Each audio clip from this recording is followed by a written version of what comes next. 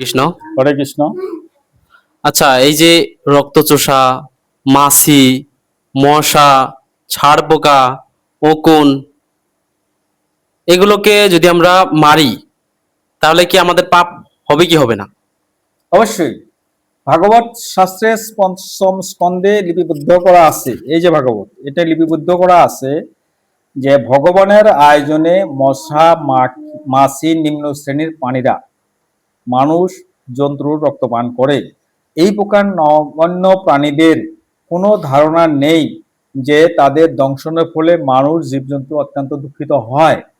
কিন্তু বিবেক সম্পন্ন মানুষ যদি এটা করে, বিবেক সম্পন্ন মানুষের বিবেক আছে, বুদ্ধি আছে, জ্ঞান আছে, তারা যদি এটা করে অবশ্যই তাদের অন্যায় হবে।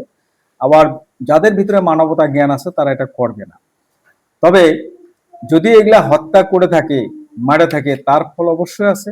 আমাদের ভগবতের পঞ্চম স্কন্ধে বর্ণনা করা আছে যে এই ভয়ঙ্কর অপরাধের ফলে তার অন্ধকূপ নামে একটা নরক আছে, 28 প্রকার নরক, অন্ধকূপ নরকে তাকে নিক্ষেপ হবে। তার শাস্তি অত্যন্ত ভয়ানক। তাই এগুলা এগুলা হত্যা করা অনুচিত।